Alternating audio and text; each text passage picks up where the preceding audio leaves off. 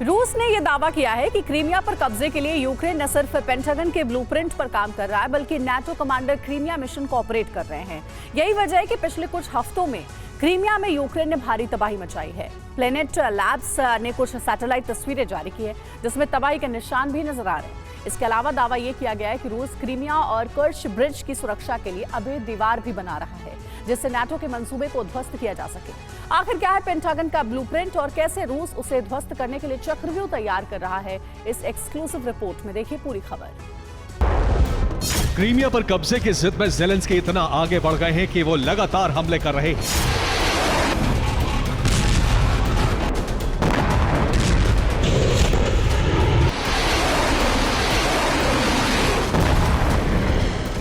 अमेरिकी ड्रोन से जासूसी कराई जाती है और फिर रूसी सैन्य ठिकानों पर हमले किए जाते हैं। कुछ घंटे पहले अटैक एमिस ने मिसाइल दागी और रूस के शक्तिशाली हाईटेक डिफेंस सिस्टम S-500 को तबाह कर दिया।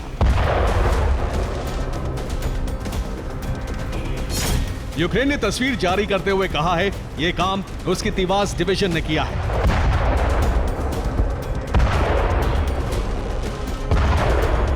जबकि इससे पहले भी क्रीमिया पर सी बेबी ड्रोन और एरियल ड्रोन से लगातार हमले होते रहे।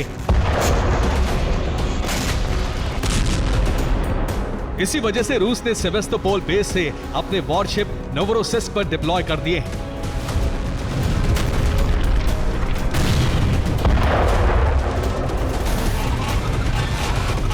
लेकिन क्रीमिया पर यूक्रेन के संभावित खतरे को देखते हुए रूस ने एक नया प्लान तैयार किया है, जिसके तहत कर्च ब्रिज की सुरक्षा के लिए अभेद्य दीवार बनाई जा रही है। साइबर अटैक का खतरा देखते हुए ब्रिज पर ट्रैफिक रोक दिया गया है।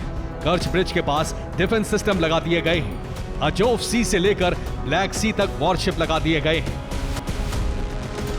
रूस ने जो तैयारी की है उसके बारे में आगे बताएं, लेकिन उससे पहले समझिए रूस क्रीमिया को लेकर इतना परेशान क्यों है। इसकी वजह इस सैटेलाइट इमेज से समझिए। प्लेनेट लैब ने इस तस्वीर को जारी किया है। दावा किया है कि यह रूसी मिलिट्री रेंज कैप चौड़ा की है, जहां कामिकाज़े ड्रोन शाहिद की लॉन्चिंग साइट को तबाह कर दिया गया। रूस इसी इलाके से यूक्रेन के ओडेसा पर हमले करता है। इसी जगह से लगातार शाहिद ड्रोन दागे जाते हैं।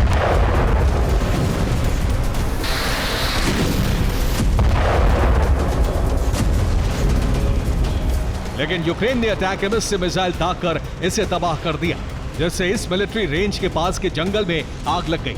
कई फीट ऊंचा धुआं उठता देखा गया, जिसके बाद एक ड्रोन अटैक में लॉन्चिंग साइट पर बने इंफ्रास्ट्रक्चर को ध्वस्त कर दिया गया।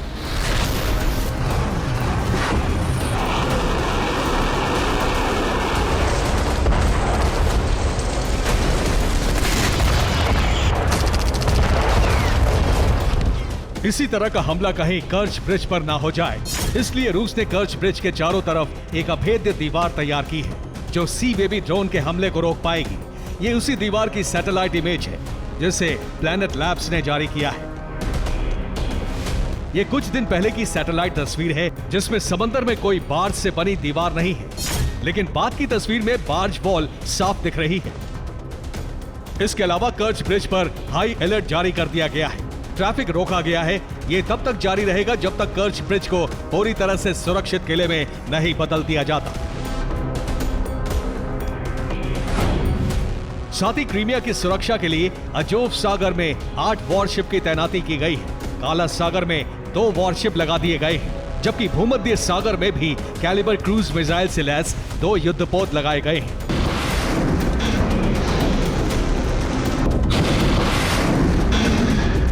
जिससे रूस ने एक समुद्री घेरा तैयार कर लिया है, जिससे यूक्रेन के हर हमले को नाकाम किया जा सके। इस बीच रूस ने ओडेसा पर हमले करके अपने इरादे जता दिए कि वो क्रीमिया की सुरक्षा करने में सक्षम है और उन ठिकानों को तबाह करने में भी जहां से नेटो कमांडर अटैक एमिस और सी ड्रोन से क्रीमिया पर हमले कर रहे हैं।